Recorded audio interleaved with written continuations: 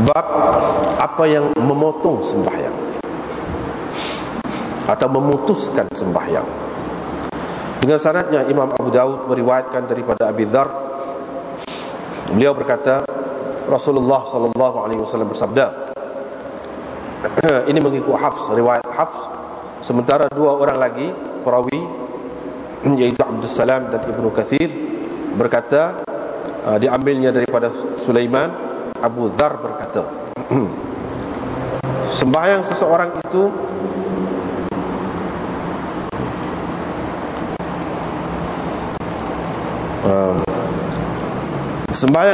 itu diputuskan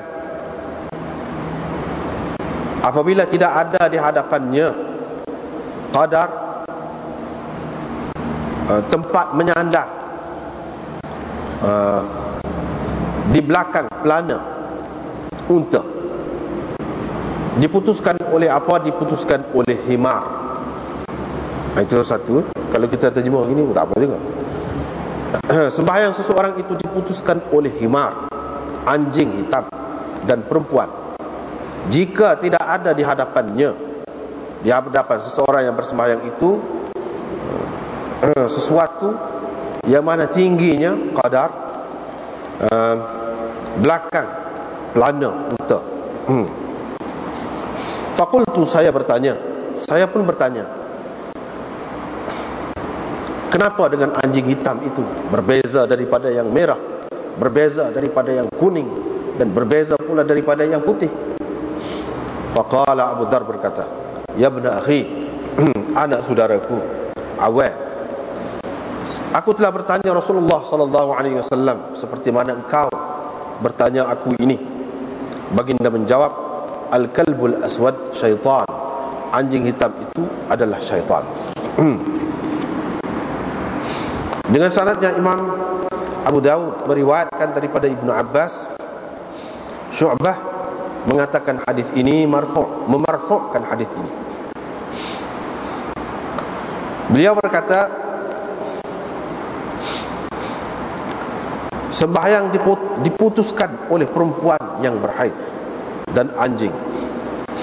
Abu Daud berkata, Sa'id Hisham Hammam memauqufkan hadis ini, yang mana diriwayatkannya daripada Qatadah, daripada Jabir bin Zaid pada Ibnu Abbas, memauqufkannya pada Ibnu Abbas. Dengan sanadnya Imam Abu Daud meriwayatkan daripada Ibnu Abbas, beliau berkata, yakni Ikrimah, perawi di bawahnya, saya rasa daripada Rasulullah sallallahu alaihi wasallam, yakni Ibnu Abbas meriwayatkan. Qala, baginda bersabda, apabila seseorang daripada kamu bersembahyang dengan tidak menghadap kepada apa-apa sutra, maka sembahyangnya itu akan diputuskan oleh anjing, himar, babi, orang Yahudi, orang Majusi, dan orang perempuan. Tetapi tidak menjejaskan sembahyangnya itu memadai ataupun memadai kepadanya sembahyangnya itu, sekiranya semua yang tersebut tadi lalu di hadapannya pada jarak sejauh sepelontaran batu.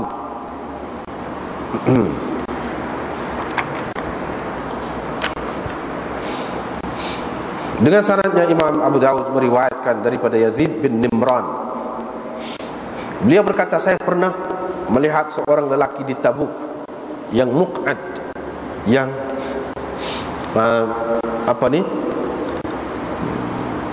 muq'ad maknanya yang tidak dapat berjalan dengan menggunakan kakinya. Kita panggil bahasa Kelantan kita tepok. Muq'ad itu maknanya tepok. Faqala, orang itu berkata, aku pernah lalu di hadapan Nabi sallallahu alaihi wasallam dengan menaiki himar ketika baginda sedang bersembahyang. Baginda pun berkata, ya Allah, putuskan kesannya. Fama masyaitu 'alaiha ba'du, selepas itu aku tidak dapat berjalan lagi dengan menggunakan kaki. 'Alaiha itu makna 'alal qadam.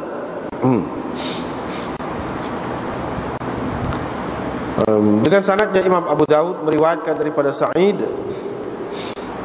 dengan isnad tadi juga dan makna hadis tadi juga, cuma dia ada menambahkan, yaitu Nabi SAW bersabda, dia telah memutuskan sembahyang kita, semoga Allah memutuskan kesannya. Mana kesan tapak kakinya. Qala Abu Dawud, Abu Mushir meriwayatkannya daripada Sa'id.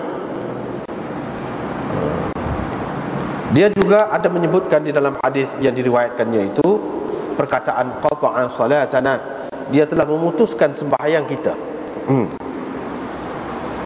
Dengan sanadnya Imam Abu Dawud meriwayatkan daripada Sa'id bin Ghazwan daripada ayahnya yakni Ghazwan itu, bahawa beliau telah berhenti di Tabuk ketika mengerjakan haji. Tiba-tiba beliau bertemu dengan seorang yang tidak dapat berjalan, yang tepok. Dia pun bertanya orang itu tentang keadaannya. Maka dia menceritakan, saya akan ceritakan kepadamu satu cerita, jangan engkau ceritakan perkara ini selagi engkau dengar aku masih lagi hidup. Yaitu Rasulullah SAW pernah berhenti di Tabuk, menghadap kepada nakhlah, satu pokok kurma, dan baginda berkata, inilah kiblat kita, yakni sutrah kita. Kemudian baginda pun bersembahyang dengan menghadap kepada pokok kurma itu. Qala, orang itu berkata, orang tadi hak tepok tadi, saya pun lalu, ketika saya pada ketika itu saya masih budak lagi, saya lalu dengan berlari sehingga melintasi di antara Nabi SAW dengan pokok kurma tadi. Baginda pun berkata, dia telah memutuskan sembahyang kita, semoga Allah memutuskan kesan tapak kakinya. Selepas itu aku tidak dapat lagi berdiri di atas kakiku hingga ke hari ini, katanya. Bab sutra imam merupakan sutra kepada orang di belakangnya. Dengan sanadnya Imam Abu Dawud meriwayatkan daripada Amr bin Shu'aib, daripada ayahnya, daripada datuknya, beliau berkata, kami telah singgah bersama Rasulullah SAW. Kami telah turun min thaniyati adzakhir, daripada tempat yang bernama Thaniyah Adzakhir. Masuklah waktu sembahyang pada ketika itu. Perawi bermaksud baginda pun bersembahyang dengan menghadap kepada dinding. Fattakhadha qiblatan, dan baginda menjadikannya sebagai sutrah. Kami berada di belakang baginda. Tiba-tiba datang seekor anak kambing mahu lalu di hadapannya. Baginda terus menolak kambing itu sehingga baginda merapatkan perutnya ke judur, ini ke dinding ataupun sutrah tadi. Dan anak kambing itu lalu dari sebelah belakangnya, atau lebih kurang begitulah kata Musaddad. Dengan sanadnya Imam Abu Dawud meriwayatkan daripada Ibnu Abbas bahawa Nabi SAW sedang bersembahyang. Tiba-tiba lalu seekor anak kambing di hadapan baginda. Faja'ala, yakni seekor anak kambing hendak lalulah di hadapan baginda. Baginda pun cuba menahannya ataupun menolaknya.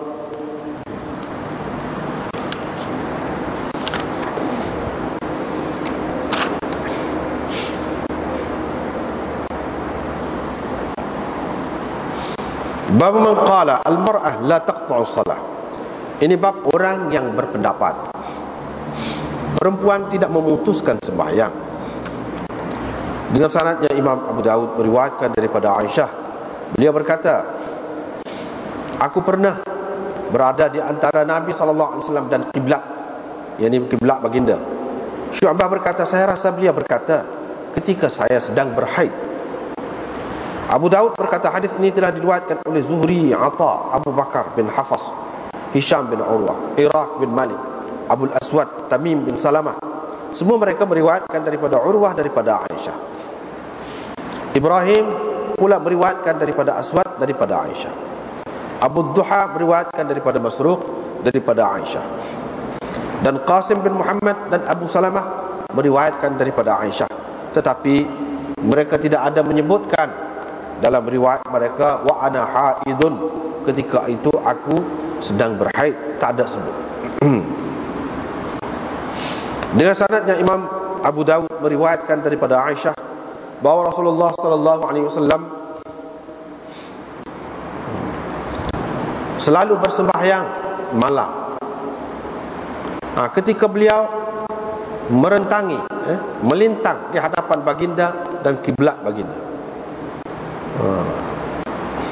tidur di atas tilam yang baginda sendiri tidur, sehingga apabila Nabi SAW mahu berwitir, beliau akan menyedarkannya, menggeraknya, maka dia pun bangunlah berwitir, yakni Aisyah bangun berwitir. Diriwayatkan daripada Aisyah, beliau berkata, buruk sekali perbandingan yang kamu buatkan untuk kami dengan himar, anjing dan anjing. Ataupun alangkah buruknya perbandingan yang kamu berikan terhadap kami, yaitu dengan himar dan anjing. Padahal aku melihat Rasulullah SAW bersembahyang ketika aku sedang terlentang di hadapan baginda. Apabila baginda mahu bersujud, ghamaza rijli, baginda akan meramas kakiku, fadamamtuha, maka saya pun melipatnya, melipatnya, dhamamtuha ilayya, melipat. Kemudian baginda bersujud. Diriwayatkan daripada Aisyah, beliau berkata, aku selalu tidur dalam keadaan kakiku berada di hadapan Rasulullah SAW ketika baginda sedang bersembahyang.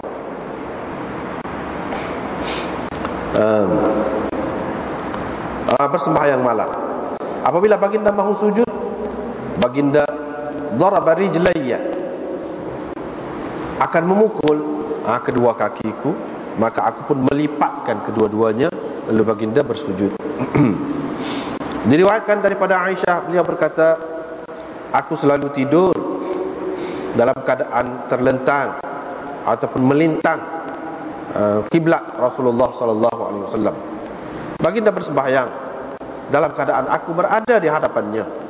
Apabila Rasulullah SAW mahu berwitir, Uthman dalam riwayatnya menambahkan, baginda akan meramas aku, yakni kaki dia. Thumma tafaqa, kemudian kedua-dua perawi itu bersepakat, yaitu Nabi SAW bersabda, tanahai, beralihlah, bangunlah. Rasanya kita tengok sekali dulu.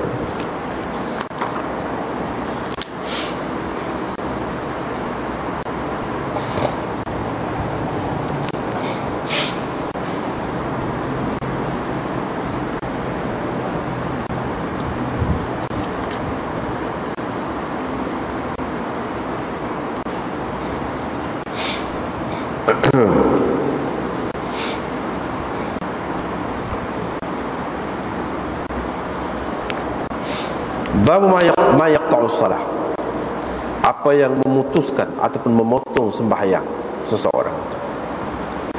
Ini sebab kita tahu dah kaedah Imam Abu Daud, iaitu dia buat mari hadis-hadis yang menjadi dalil kepada dua golongan yang berbeza pendapat. Satu golongannya mengatakan ada beberapa perkara yang memutuskan sembahyang seseorang. Ada pula yang lain mengatakan tidak memutuskan. Memutuskan itu dengan makna macam mana? Dengan makna membatalkan. Satu lagi dengan makna memutuskan, yakni menghilang menghilangkan rasa khusyuk dalam sembahyang itu. Di situ dia ada khilaf kan. Itu yang apakah yang dimaksudkan dengan memotong tu, dan apakah yang dipotong tu.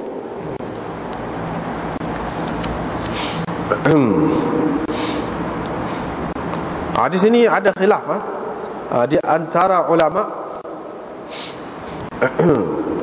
daripada dulu lagi, daripada zaman sahabat lagi sampai kepada kemudian,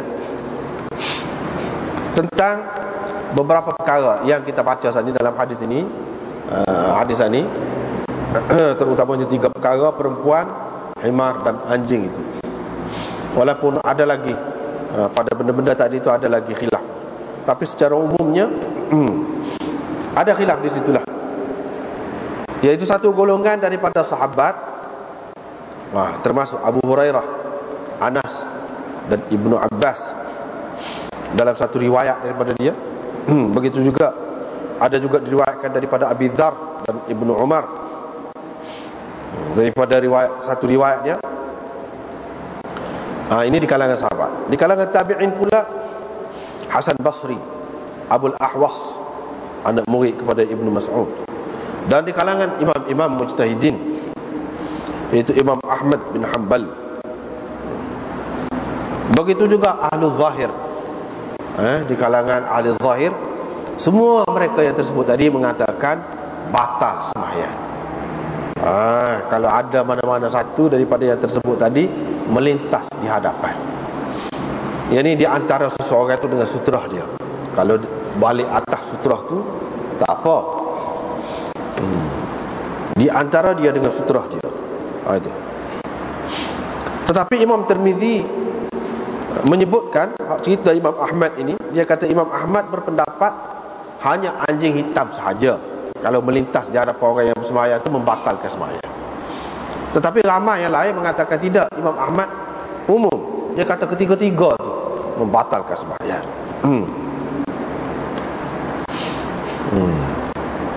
Lepas tu tak kira lah anjing tu warna gapo pun, besar kau kecil kau, tak kira. Begitu juga orang perempuan tu, lalu kah, tidak lalu kah, duduk depan, besar kah, tua kah, muda kah, tak kira. Dalam keadaan tidur kah, semua mereka yang berpendapat kata batal tadi, dia kata batal. Tetapi mengikut Ishaq bin Rahawai, dia mengatakan batal sembahyang ni, dia bukan kata batal juga, cumanya kalau anjing hitam lalu depan seseorang yang bersembahyang. Itu satu kumpulan.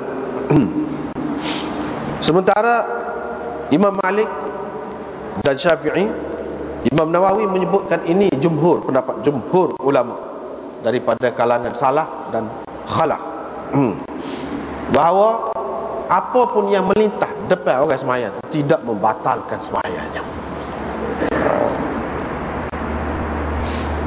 Gitu. Mereka kata tak batal. Cuma hak maksud hadis tadi dalam keadaan kita tetap menerimanya.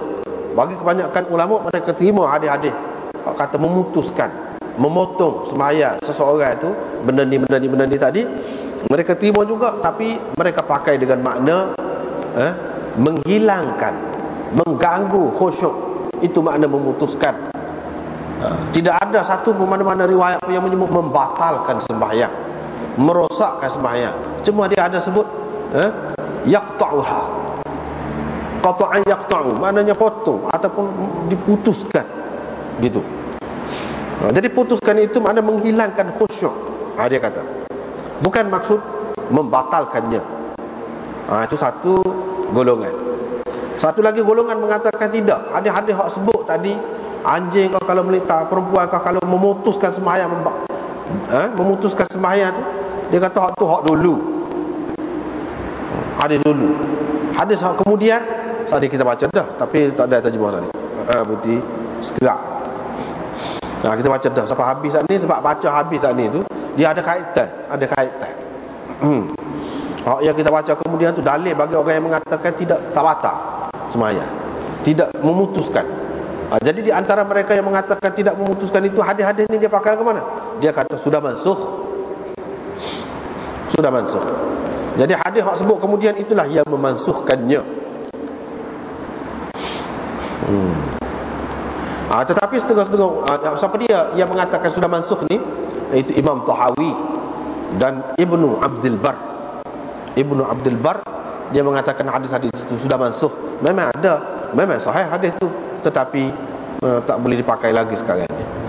Sekarang ni tak boleh dipakai lagi. Mana tak ada apa-apa pun yang membatalkan sembahyang seseorang, memutuskan sembahyang seseorang.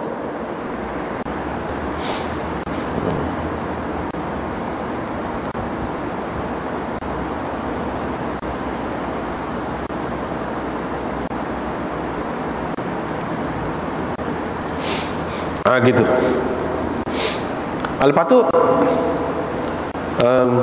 orang yang tak terima kata mansukh tu, sebab dia tak sepakat hadis la yaqta'u salatal mar'i syai'un, dia kata hadis ini dhaif. Kalau kita perhati hadis yang mengatakan tidak membatalkan sembahyang ataupun tidak memutuskan sembahyang ni, kalau kita perhatikan boleh dikatakan kebanyakannya dhaif.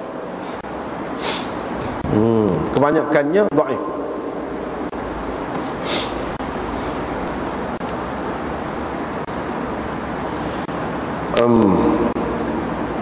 Di antara yang mengatakan dhaif itu ialah Imam Nawawi.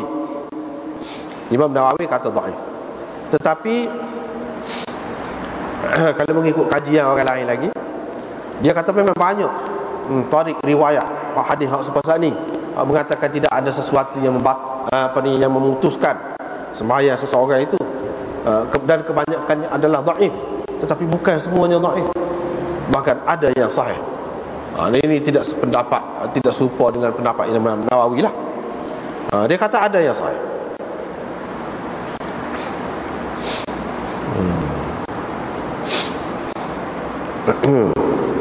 Di antaranya yang kita sebut baca dah tadi di belakang tadi. Jadi hak banyakkannya hak dhaif. Hak sahihnya apa?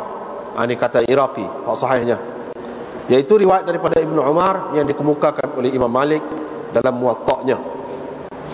Ini sebagai kata-kata dia.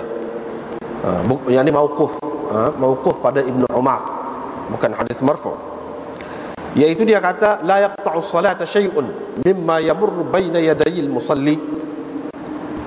Tidak ada satu pun perkara yang memutuskan sembahyang itu. Perkara yang lalu di hadapan orang yang bersembahyang itu tidak ada satu pun yang memutuskan. Daraqutni juga meriwayatkan hadis ini dengan isnad yang sahih, dan dia kata la yaqta'u salatal muslim syai'un, begitu lafaz. Sembahyang seseorang muslim itu tidak diputuskan oleh apapun, begitu lafaznya dalam Daraqutni. Dalam Muwatta' Imam Malik sini, walaupun zahirnya nampak mauquf pada Ibnu Umar, tetapi mauquf ini mengikut ulama hadisnya mauquf fi hukmil marfu'. Sebab tidak mungkin Ibnu Umar ini nak kata lagu tu dengan fikiran dia semata-mata, nak canggah hadis sekian banyak sahih tu. Mesti dia tahu daripada Nabi SAW juga. Dan dia selepas tu berfatwa pula, kata tidak, tak batal, gapo-gapo pun lalu depan orang bersembahyang tak batal. Walau bagaimanapun kebanyakan hadis-hadis yang memuatkan cerita tadi adalah dhaif. Itu betul. Betul. Dan di sini kalau dalam syarah ni Badrul Majhud ni banyaklah dia kemukakanlah hadis-hadis tu. Kebanyakannya rekahnya kita kata dhaif lah. Tapi ada hak sahih tu ada. Ada hak sahih.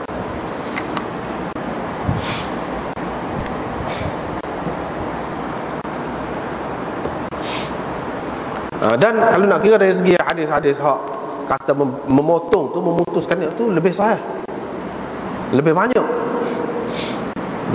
Tetapi ulama pakai dengan makna satu, memotong tadi dengan makna menghilangkan khusyuk. Hak tu tak payah kita kata mansukh, tak payah. Pendapat yang kedua Imam Tahawi, dia kata mansukh. Mansukh. Begitulah. Jadi dalam riwayat ni kita tengok kedudukan sutrah tu penting. Sutrah ni kalau hak benar ni, hak yang dikatakan membatalkan ataupun memutuskan sembahyang ni pun, kalau dia lalu alih atah daripada sutrah tu, tak ada memberi kesan apa-apa. Tapi kalau lalu kok jelas tu, memanglah ada kesan lah. Artinya kita kena gunakan sutrah tu. Jadi sutrah di sini disebutkan ikutlah sesuatu macam beg ke, kita letak depan kita tu ketika kita sembahyang. Itu sudah boleh menjadi sebagai sutrah. Lepas pada tu tak apalah, apa-apa pula lalu ke alik sana alik atas. Jadi perawi ni tanya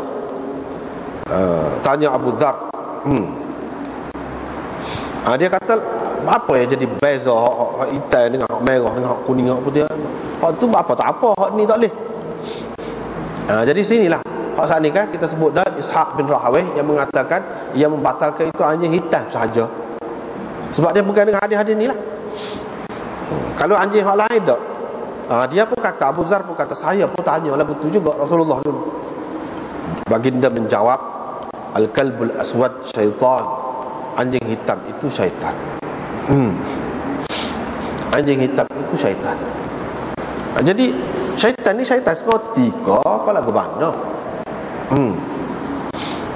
Itu timbul persoalan lah. Syaitan tu dengan makna syaitan sekoti ke dengan makna lebih ganas, lebih liar, dan sifatnya itu serupa dengan syaitan, seperti syaitan. Mana dari segi anjing hak hitam ni lebih banyaknya gitu, lebih ganas, lebih liar daripada hak tidak berwarna begitu. Tetapi kalau anjing lain juga liar dan ganas lagu tu, garai lagu tu, macam mana? Tidak syaitan kau? Kau syaitan ni ada kait masuk dalam dia kau. Itu kalau orang yang mengatakan syaitan tu dari segi keganasan dia tu, garai dia tu, maka ini tidak khusus dengan hanya hitam saja, anjing lain pun ada juga, warna lain pun ada juga. Sebab itulah orang yang mengatakan anjing tak kira anjing apa-apa pun, memutuskan belaka. Cumanya anjing hitam dia lebih-lebih lagi lah, memutuskan belaka. Sebab apa? Dia nampak sifat syaitanah itu ada pada semua anjing itu. Itu pendapat yang kedua. Yang ketiga, dia Nabi SAW sebut syaitan ini, dia isyarat kepada binatang-binatang yang di antara sekian banyak binatang, binatang apakah yang paling sesuai dengan syaitan, yakni yang paling mudah digunakan oleh syaitan, dimasuki oleh syaitan. Binatang apa? Anjing. Itu satu. Yang keduanya, di antara anjing itu hak mana lebih mudah lagi, lebih sesuai lagi dengan syaitan. Syaitan berasa mudah lah, lebih sesuai, iaitu hak hitam. Jadi hak ni kita kata apa ya, dia kata dia lebih sesuai, kita tak faham lah, pasal kita tidak jenis tu. Sebab kita kata kita ni bukan lalak kan, jadi kita tak faham lah apa yang lalak tu. Kalau hak busuk yang terkai sangat, lagu tu kita tak boleh nak faham apa yang lalak tu. Kalau hak busuk tu terkai sangat, kalau kita tak sah. Kalau kita begitulah juga syaitan. Itu orang panggil munasabah, kesesuaian lalak tu dengan hak bau busuk. Hak ni kesesuaian syaitan tu dengan anjing. Itu makna sesuai tu. Dia lebih suka supaya syaitan ni lebih sesuai dengan tempat-tempat kotor, dalam bilik air ke apa, itu lebih sesuai. Sebab itu kalau perempuan itu mari kotor ke apa, dia mudah. Kalau di antara ramai-ramai perempuan ni hak nak kena rasuk, hak tu lebih mudah, lebih sesuai, lebih terbuka jalannya. Apa ni kepada syaitan untuk merasuk ataupun untuk menggoda, untuk mengganggu dia. Itu maksud syaitan di sini. Itu yang ketiga. Yang keempat, maksud Nabi SAW ni nak ceritanya, al-kalbul aswad syaitan, kebanyakannya anjing hitam ni digunakan oleh syaitan. Syaitan masuk dalam tu, lebih mudah kepada dia. Benda ni sama dia nak tahu, dia isyarat. Hak nak tahunya tu kamu, orang ahli dia lebih tahu hak mana di antara binatang ni yang lebih sesuai, lebih mudah kepada dia. Benda ni sama dia nak tahu, dia isyarat. Hak nak tahunya tu kamu, orang ahli dia lebih tahu hak mana di antara binatang ni yang lebih sesuai. Dia lah lebih tahu. Artinya kalau kita tengok kepada hadis yang lain, dulu kita sudah bicara dah masalah anjing ni najis ke tidak najis. Kalau kita tengok dulu bahas banyak dah. Ada sahabat-sahabat yang kemudiannya pegang anjing dengan maksud menjaga tanaman dia, dengan maksud menjaga binatang ternakan dia.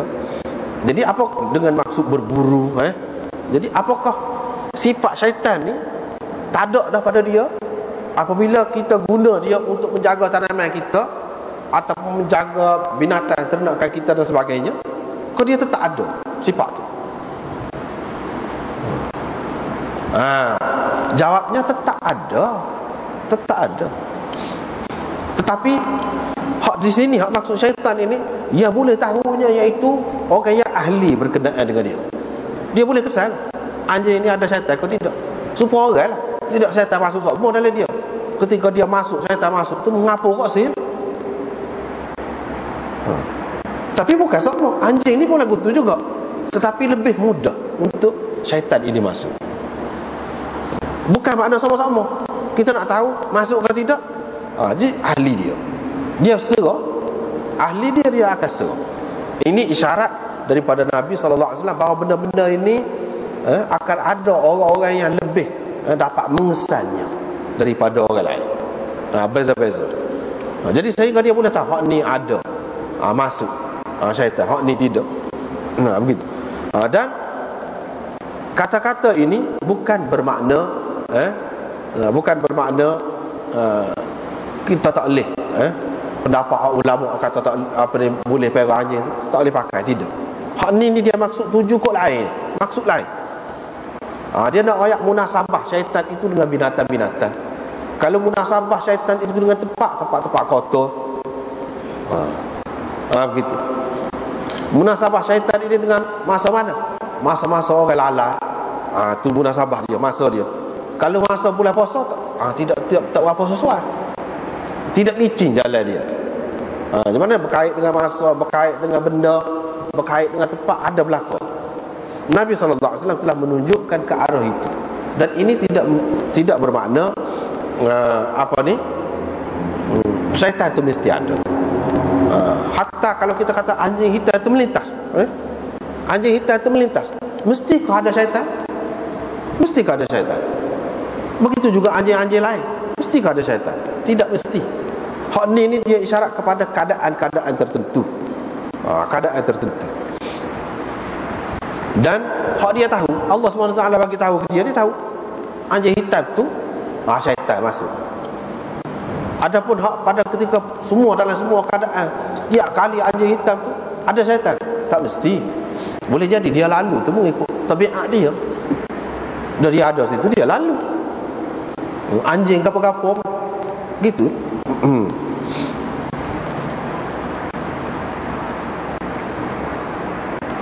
Baiklah. Tadi cumanya dari segi sanad tadi Imam Abu Daud ambil daripada guru dia Hafs bin Umar. Dia ambil daripada Syu'bah. Lepas tu tahwil sanad. Lepas pada tu dia kata haddatsana Abdus Salam dan Ibnu Katsir, dua orang tu guru dia pun. Maknanya dia ambil daripada tiga orang. Lepas tu Syu'bah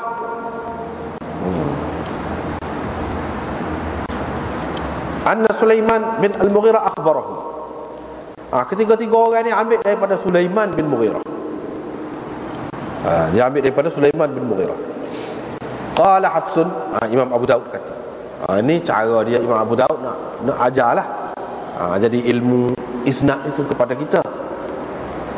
Hafs berkata, Qala Hafsun. Jadi kata Abu Daud. Qala Abu Dzar berkata, qala Rasulullah sallallahu alaihi wasallam. Yani hak kata Abu Dzar kata Rasulullah sallallahu alaihi wasallam bersabda ni mengikut tarik Hafs daripada Syu'bah. Lepas tu dia ambil daripada Sulaiman bin Mughirah. Tarik ni maknanya tarik yang marfu'. Orang panggil lagu tu. Sebab apa? Sebab sahabat kata Rasulullah sallallahu alaihi wasallam bersabda. Lepas tu hak dua orang lagi waqala, Abu Daud kata. Hak dua orang lagi tu kata, yakni Abdus Salam dan Ibnu Katsir. Dia ambil daripada Sulaiman bin Mughirah juga. Qala Abu Dzar berkata, yani yaqta'u salatan rajul ini, Abu Dzar kata, dalam istilahnya orang panggil maqulul qaul bagi Abu Dzar, bukan maqulul qaul bagi Nabi SAW. Apa Imam Abu Daud nak cerita? Dia nak ceritanya hak dua orang tu riwayat secara mauquf, hak seorang tu guru dia tu hafaz itu meriwayatkan secara marfu'. Tu beza dia. Lepas tu kalau kita tahu mauquf ke marfu', apa beza? Beza. Hak marfu' tu lebih kuat. Kalau kita terima hadis ini sebagai hak marfu', Nabi SAW sendiri kata. Hak lagi tu Abu Dzar kata. Beza tu, Abu Dzar kata. Mana tidak jelas dia ambil daripada Rasulullah SAW. Itu bezanya. Mauquf. Bila mauquf, boleh jadi itu ijtihad Abu Dzar sahaja. Ijtihad Abu Dzar sahaja. Ataupun apa yang dia faham daripada dia dengar Nabi SAW duk cerita lah. Dia dengar Nabi SAW duk cerita, dia faham daripada situ, dia buat kesimpulan gini. Boleh jadi. Tapi kalau Rasulullah SAW kata, lebih kuat lagi.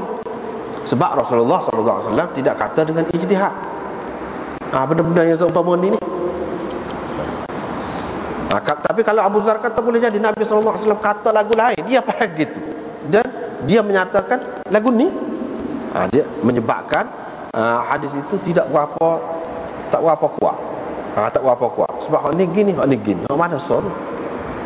Walaupun semuanya sahih belaka,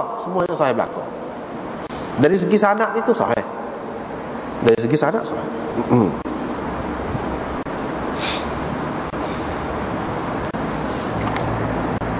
Nah, yang kedua, hadis pun lagu tu juga. Perawi ini dia kata saya telah mendengar Jabir bin Zaid menceritakan daripada Ibnu Abbas, rafa'ahu Syu'bah dalam sanad dia ni, dia kata Ibnu Abbas ni ambil daripada Nabi SAW. Qala, tu mana Nabi SAW kata, sembahyang itu diputuskan oleh perempuan yang berhaid dan seterusnya tu. Hak tu bukan kata-kata Ibnu Abbas, tapi kata-kata Nabi SAW. Itu makna rafa'ahu. Kalau mengikut tarik itu. Tapi Abu Daud berkata, orang lain yang ambil daripada Qatadah ni, selain daripada Syu'bah, iaitu Sa'id, Hisham, Hammam, juga ambil daripada Qatadah ni. Lepas tu Qatadah tu bukan ambil daripada orang lain, daripada Jabir bin Zaid tu jugalah. Tapi berhenti setakat Ibnu Abbas saja. Yang ni mengikut riwayat mereka ini hadis mauquf, bukan hadis marfu'. Seperti tadi juga, hadis ini hadis mauquf. Bermakna Imam Abu Daud nak cerita apa dia? Kesimpulannya, iaitu riwayat Syu'bah itu adalah riwayat yang syadz, riwayat yang syadzah. Hak kuatnya riwayat orang lain, 2-3 orang. Syu'bah ni walaupun dia seorang imam besar, tokoh, tetapi apabila dia meriwayatkan satu hadis, bercanggah dengan orang lain, yang sama-sama siqah, hafiz juga, dia pun hafiz juga, tapi orang lain dia ramah, dia seorang yang beza daripada orang lain. Riwayat tu orang panggil riwayat syadzah. Perawi-perawi hak lain tak ada masalah belaka, orang molek-molek belaka. Apa makna riwayat syadzah ni? Dhaif lah. Dhaif. Tidak sahih lah riwayat tu. Walaupun perawi itu perawi sahih belaka dah. Perawi itu perawi sahih belaka dah, tidak jadi sahih juga hadis. Sebab apa? Sebab dia bercanggah dengan riwayat ramai lagi hak lain. Dia tak boleh bercanggah. Kalau bercanggah dengan hak ramai lagi hak lain, orang panggil riwayat syadzah.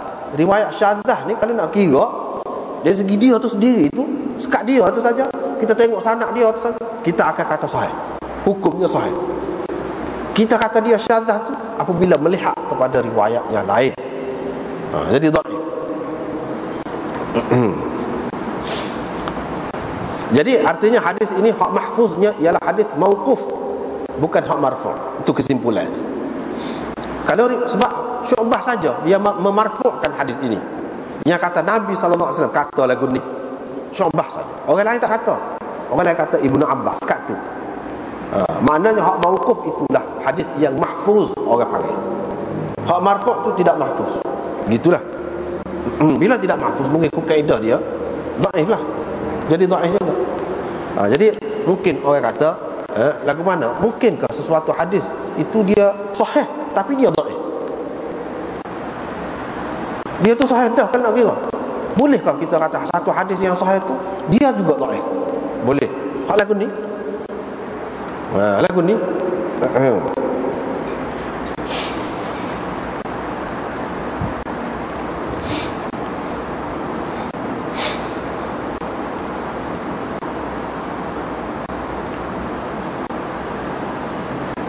Lepas pada tu sembahyang seseorang itu diputuskan oleh perempuan yang berhaid dan anjing. Gitu. Jadi kalaulah sebab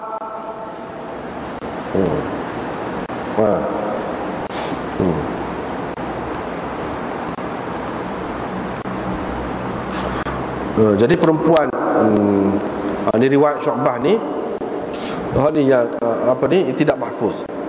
Bila tidak mahfuz, mana tidak kuatlah al-mar'atul haid itu. Yaqta'u salat al-mar'atul haid. Jadi perempuan yang berhaid. Kalau perempuan yang tidak berhaid, boleh jadi dia faham tidak memutuskan. Boleh jadi dia faham tidak memutuskan. Hak memutuskan ini perempuan yang berhaid. Begitu. Tetapi kalau kita pakai hak tadi lah, maksud memutuskan sembahyang itu ialah menghilangkan khusyuk. Tak kira lah perempuan mari kotor, tidak mari kotor, mana kita tahu yang jadi masalahnya dia akan mengganggu orang yang sembahyang tu. Boleh jadi dia terfikir siapa dia perempuan tu, macam-macam lah. Mengganggu itu maknanya menghilangkan khusyuk dia. Dari segi isi dia tu memang boleh pakai, tak apa, tak jadi masalah. Cuma dengan qaid perempuan, dengan ikatan yang berhaid, mestikah yang berhaid itu baru memutuskan? Kalau tidak berhaid, seseorang yang tidak memutuskan. Sedangkan banyak dalam riwayat yang lain yang menyebutkan perempuan gitu saja aja, tak ada sebut pun haid tu, tak ada sebut pun. Mana tak kira lah yang berhaid atau tidak berhaid. Kalau mengikut riwayat yang lain, semuanya memutuskan sembahyang seseorang itu. Kita pakai memutuskan itu dengan makna menghilangkan khusyuk. Ataupun mengikut setengah-setengahnya dia kata membatalkan sembahyang. Sebab kata tadi lah, benda tu benda khilaf.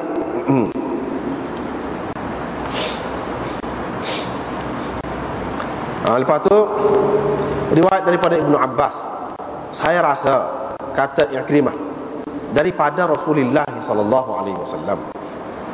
Hak ni pun maksudnya Imam Abu Daud buat mari riwayat lagu ni, dia nak ceritanya sanad ini tidak putus juga tentang di riwayat ini, riwayat yang marfu', tidak jelas. Sebab apa? Dia kata ahsabu, saya rasa, saya kira ini daripada Rasulullah. Daripada Rasulullah dia kata gini ni. Ini menunjukkan perawi dia tidak pasti tentang marfu'nya hadis ini. Satu perkara yang pertama.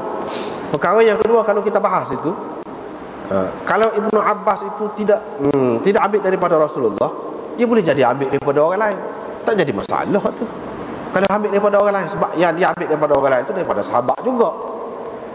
Waktu sahabat tu tidak disebut nama ke apa, tak jadi masalah juga. Kalau di situ tak jadi masalah. Cuma yang jadi masalah di sini hak lain. Ia jadi qada'ih hadis ini. Hak lain-lain dalam riwayat lain sebut anjing dan himar perempuan. Tiga tu biasa disebut babi pula. Orang Yahudi dan orang Majusi pula. Begitu. Ada sebut. Tapi kalau lalu tak ada sutra. Kalau lalu pada jarak yang jauh lah, kalau kita pekong anak batu tu, sapak situ. Lalu kok depan tu lah, tu tak apa. Gitu. Setengah-setengah orang dia pegang dengan ni lah. Kalau tak ada sutra apa, kalau kena lalu jauh, kalau lalu kok dekat tak boleh. Padahal hadis ini tidak sahih, tak boleh nak dalil. Tak boleh nak dalil. Yang menyebabkan jadi tidak sahihnya, cuba kita tengok sini. Perawi yang mula-mula lagi, Tok Guru Imam Abu Daud. Tok Guru Imam Abu Daud iaitu Muhammad bin Ismail Al-Basri bin Abi Saminah.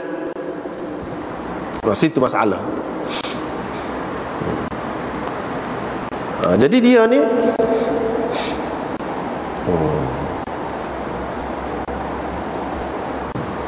majhul mengikut setengah ulama.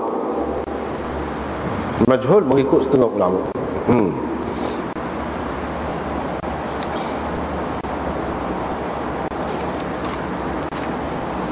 Lepas pada tu, dalam setengah-setengah nuskhahnya ada gini komen Abu Daud di sini. Saat ni kita tak ada komen di sini. Abu Daud tak ada komen tadi. Lagi dia kata ke dia, Abu Daud kata, qala Abu Daud fi nafsi min hadzal hadis syai'. Hati saya berasa tak sedap dengan hadis ni. Hati saya berasa tak sedap dengan hadis ni. Kuntu udzakiru bihi Ibrahim wa ghairahu falam ara ahadan jaa bihi an Hisham. Saya bermuzakarah ni tentang perkara ni dengan Ibrahim dan lain-lain lagi. Saya tak nak tengok siapa pun daripada mereka ada meriwayatkannya daripada Hisham.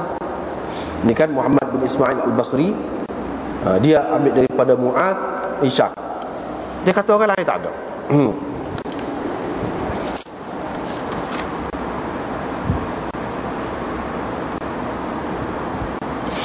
Dalam nuskhah yang lain pula, iaitu nuskhah Aunul Ma'bud, ini juga syarah kepada Abu Daud. Dia kata apa? Falam ara ahadan ajabahu an Hisham. Tak ada siapa-siapa pun daripada mereka yang tersebut tadi menerimanya daripada Hisham. Dan mereka tidak tahu Hisham ada meriwayatkan hadis ini. Lepas tu Imam Abu Daud kata, saya tidak nampak ada sesiapa pun meriwayatkannya daripada Hisham. Saya rasa ini waham daripada Ibni Abi Saminah, yakni Muhammad bin Ismail Al-Basri, Maula Bani Hashim. Saya rasa duduk situ masalah. Waham ni duduk pada perawi waktu guru dia tu, Muhammad bin Ismail. Lepas tu apa? Dia ambil juga. Itu soal lain. Ini kita hadis. Dia ambil belakang. Mungkin dia tidak syarat nak ambil daripada perawi yang tinggi. Walau bagaimanapun, bila dia ambil, dia royak cerita tu. Dia royak. Dia sendiri pun tak puas hati dengan tu. Bila duk bicara dengan orang lain, tak ada. Dan hadis ini termasuk dalam hadis mungkar. Pasal apa? Perawi dia dhaif, meriwayatkan bercanggah dengan perawi yang siqah. Itu hadis mungkar. Ma rawahu dhaif mukhalifan lithiqah. Itu orang panggil hadis mungkar. Jadi ini termasuk dalam mungkar. Mungkarnya terletak di mana? Terletak pada, ada sebut Majusi, ada sebut Yahudi dalam tu, ada sebut babi. Dalam riwayat-riwayat lain tak ada. Riwayat sahih, orang lain kuat-kuat tak ada. Situ duduknya. Isi dia tu beza daripada isi riwayat yang dikemukakan oleh orang lain.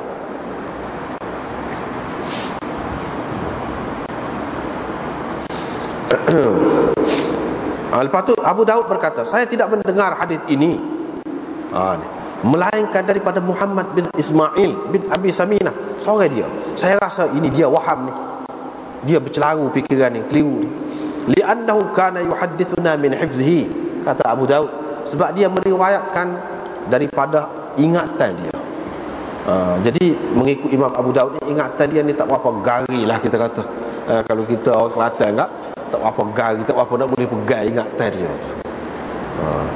Jadi siapa gitu mau tak boleh pegang tak kita kata. Jadi hak sebut tak ada sebut babi, orang lain tak ada sebut babi, dia ada sebut babi, ada sebut Majusi, ada sebut Yahudi. Banyak. Tak boleh kira lah, orang dah celaru fikiran.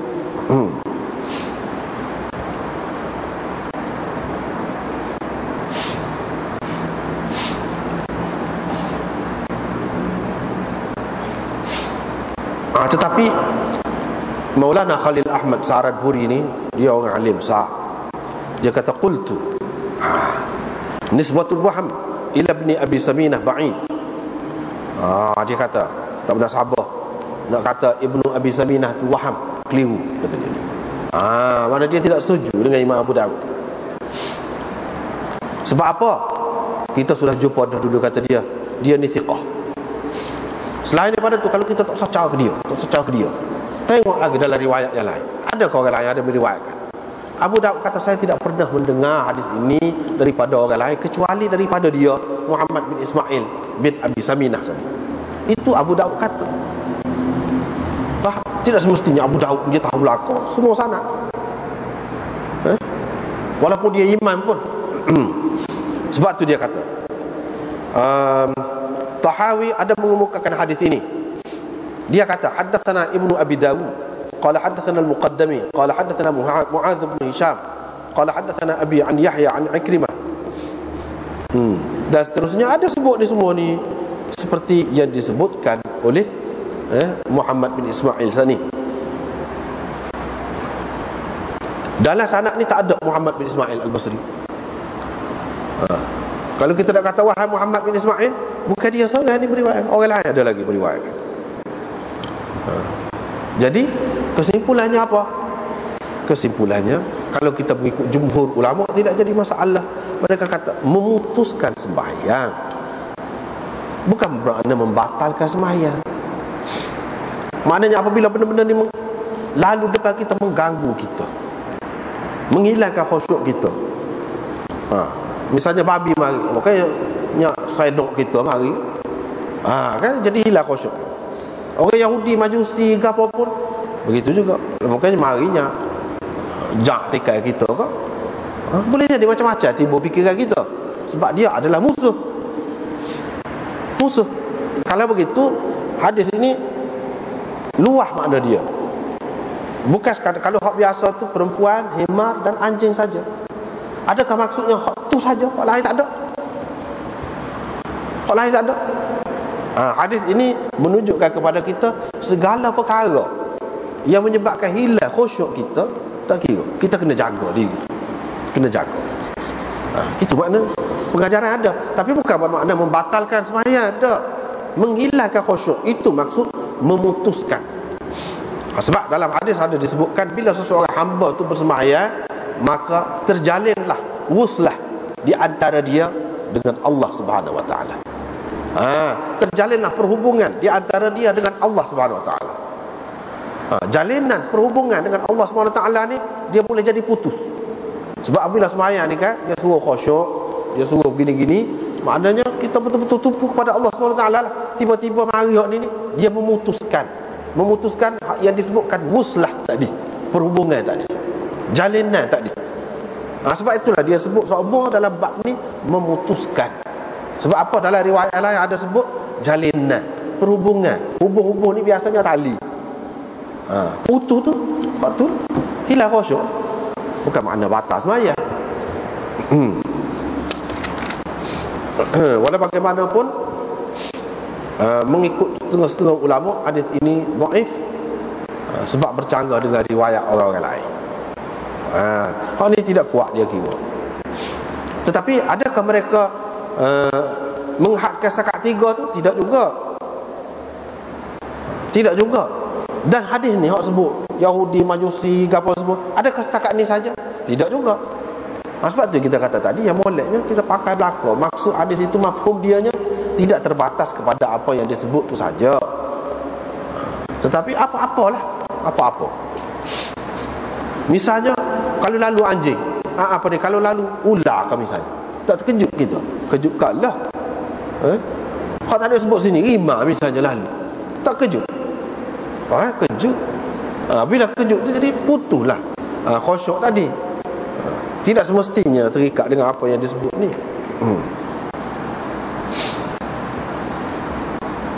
Dan di sini dalam hadis ni, kalau kita nak ambil kira dia, mengikut orang yang terima dia kata kalau lalu jauh, menunjukkan kalau jauh tu tidak, kira-kiranya tidak mengganggu lah, tidak mengganggu kita.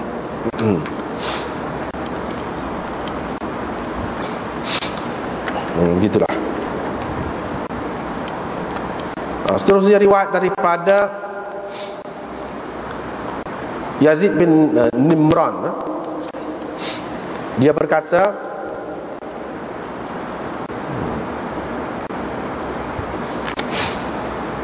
aku pernah tengok seorang di Tabuk tepok. Dia kata, orang tu cerita, aku lalu depan Nabi SAW di atas hemah. Nabi SAW duduk semaya. Nabi SAW pun kata lagu ni, Allahumma, jadi dalam bentuk doa lah, iqta' atharahu, putuskan. Sebab tadi kan bila lalu depan tu putus. Jawapan dia doa balas untuk dia hukumannya pun putus juga. Putuskan kesan tapak kakinya. Kata tapak kaki bila berjalan atas pasir tu dia lekat kan. Tapak kaki kau tapak kasut kau. Jadi bila tak boleh jalan, mana tak ada lah kesan tapak kaki tu, ada kesan punggung dia nak ngesok.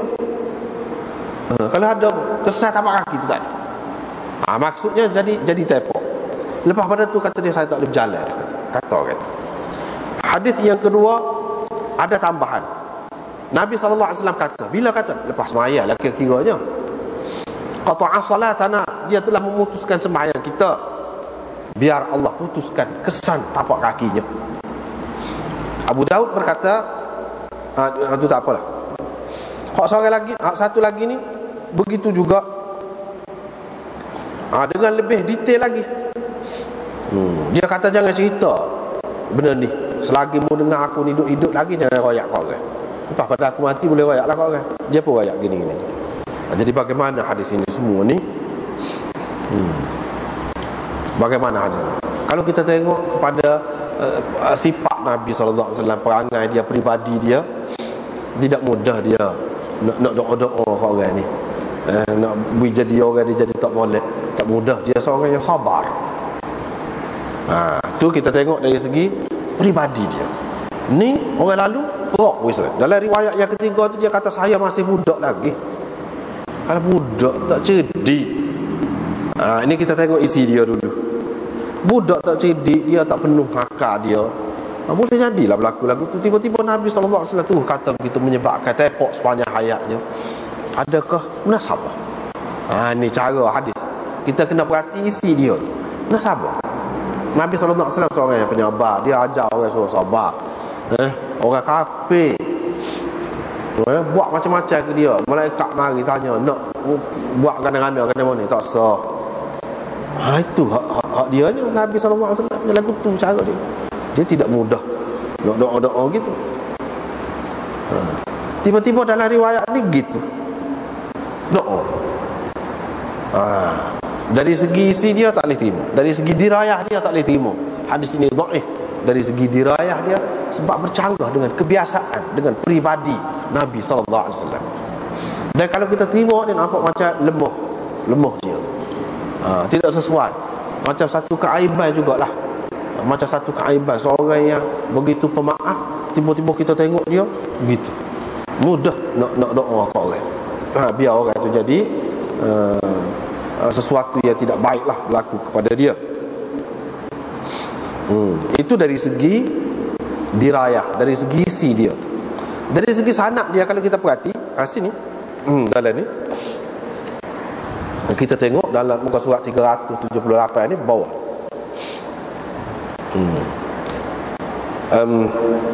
An Sa'id bin Abdul Aziz At-Tannuhi an Maulan li Yazid bin Nimran, daripada hamba bebasan Yazid bin Nimran. Siapa nama Maula? Maula tu hamba, bukan nama orang. Maula tu maknanya seorang hamba yang telah dibebaskan oleh Yazid bin Nimran. Nama dia apa?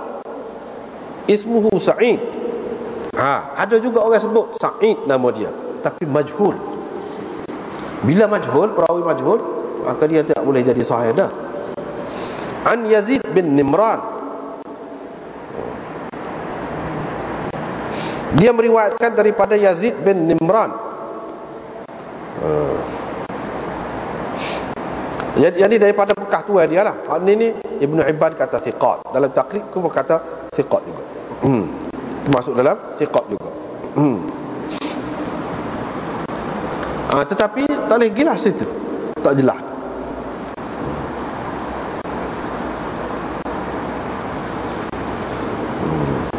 Kalau satu lagi tu dengan sanad tu juga, support tu juga, bi isnadihi wa ma'nahu, dengan sanad tadi juga dan makna sama, walaupun lafaz dia tidak sama.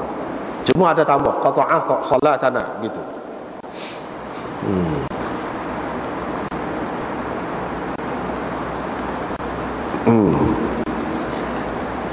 Dalam riwayat yang ketiga, hal lain. Akhbarani Muawiyah bin Salih an Sa'id bin Ghazwan. Sini ada ni pula masalah. Ibnu Hibban kata thiqat dia, masuk dalam thiqat.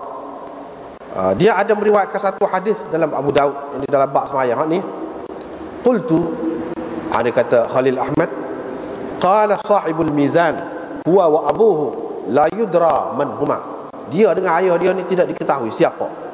Abdul Haq berkata, dan Ibnu Al-Qattan isnaduhu dhaif, dhaif sanad dia. Tak lagi. Maknanya dari segi sanad tak lagi.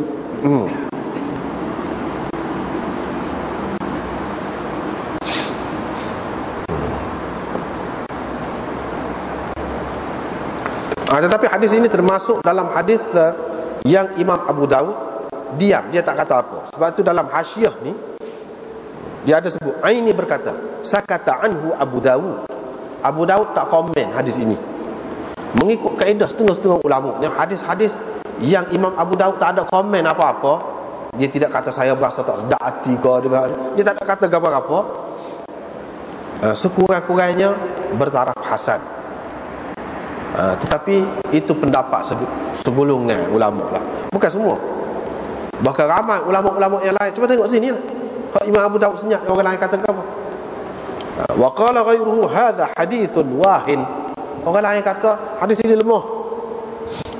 Lepas tu kalau kita terima hadis ni sahih lah, kalau kita kata mansukh dengan hadis Ibnu Abbas. Sebab ni peristiwa ni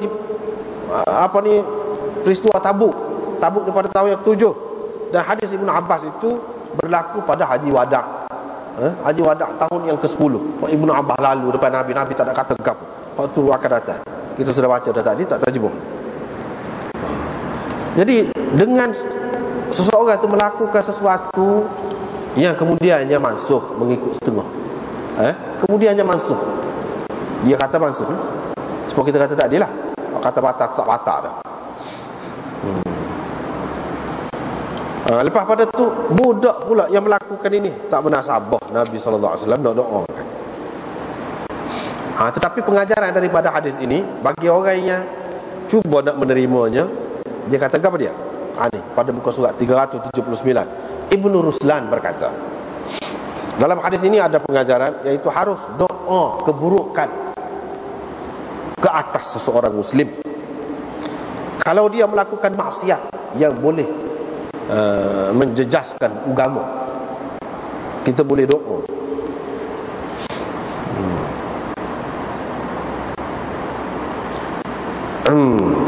Qultu, ini kata Syekh Zakaria ni, yang ma'rufnya daripada masyayikh, iaitu mereka mendoakan keburukan terhadap seseorang itu supaya lebih ramai orang tidak menjadi mangsa dia. Gitu.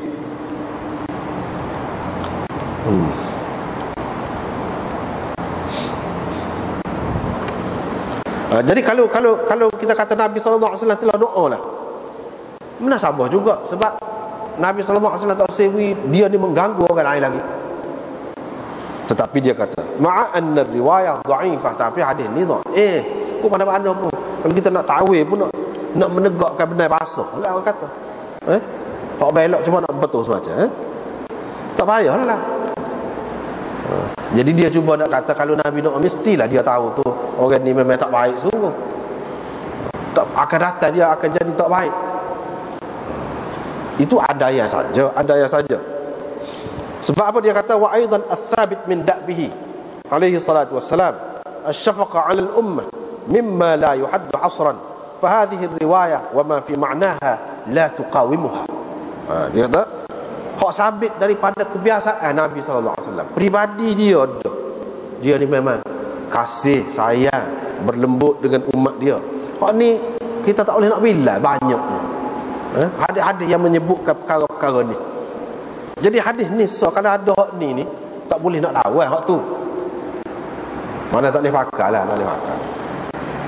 Hak naknya orang yang berbudi mulia tinggi, dia tidak mudah guna doa untuk keburukan orang, walaupun orang tu orang jahat. Hak Nabi SAW ajarnya lagu mana? Jadi kita doa biar dia jadi baik. Biar dia jadi baik. Begitu cara. Dan ini juga menunjukkan bahawa dalam Abu Daud ni ada hadis dhaif, di antaranya hak ni lah. Ni. Di antaranya hak ni. Jadi jangan kita kelirulah. Setengah-setengah orang tu dia pasal dia tidak mengaji lah. Sebab di sini. Abi Ghazwan tadi kan riwayat yang terakhir tadi. Ghazwan Asy-Syami rawa an Muq'ad, dia telah meriwayatkan daripada orang Tepok tu, yang ra'an Nabi sallallahu alaihi wasallam yusalli bi Tabuk. Qultu qala Abu al-Hasan ibn al-Qattan Ghazwan hadha la yu'raf, tidak dikenali dia ni perawi ni. Jadi kita tak boleh nak terima sesuatu hadis daripada perawi yang tak tahu mana ni, apalagi yang menyebabkan peribadi Nabi sallallahu alaihi wasallam tu tercemar. Lepas tu dia kata wal hadis fi ghayatid dha'f, terajak dhaif ni hadis ni. Dalam mizan Ghazwan meriwayatkan daripada Tepok tu allazi bi Tabuk majhul, kata dia. Tak ada orang lain selain daripada anak dia Sa'id tu yang meriwayatkan ni. Tak ada orang lain. Maknanya tak boleh pakai. Begitulah juga hak lain-lain pun. Maknanya kalau menyebabkan jadi nampak Nabi sallallahu alaihi wasallam tak serupa dengan hak kebiasaan yang kita dapati dalam hadis-hadis yang sahih, yang menyebabkan jadi aib dia. Aib tu lagu tu. Sebab apa? Orang yang luas kemaafan dia, sifat memaafkan dia luas. Sebab kita kata orang kaya lah, kaya saja. Lepas tu kerana dia, kita tahu dia murah, tiba-tiba disebut cerita kerana benda 45 sen je jadi balah gegar dia. Tak pernah sabar tu. Dia tak heran tu bobos setara tu Seria 2 tu. Gitu. Kita tak boleh terima. Sebab apa? Kita tahu dia ni seorang pemurah. Hatim At-Ta'i misalnya, yang terkenal sebagai seorang yang murah. Tiba-tiba ada orang sebut kerana Seria 2 dia jadi balah nak gocoh lana. Tak boleh. Sebab apa? Sifat murah dia tu maklum dah, seluruh dunia tahu. Tiba-tiba kerana benda lagu tu. Hak ni pun Nabi orang buat lebih lagi pada tu. Orang letak ni perut kakak dalam unta ni, tempat jemelah tu, orang panggil letak atas belakang, dia duduk sujud di Masjidil Haram. Tak ada. Ni orang mari jeruk tekak dia, cekik dia. Tak ada. Tu berat lagi. Kau ni budak tak pernah sabar, budak lalu depan, budak dalam keadaan tak faham. Tu Nabi sallallahu alaihi wasallam doa. Ini mengaibkan Rasulullah sallallahu alaihi wasallam. Wallahu a'lam wa akhiru.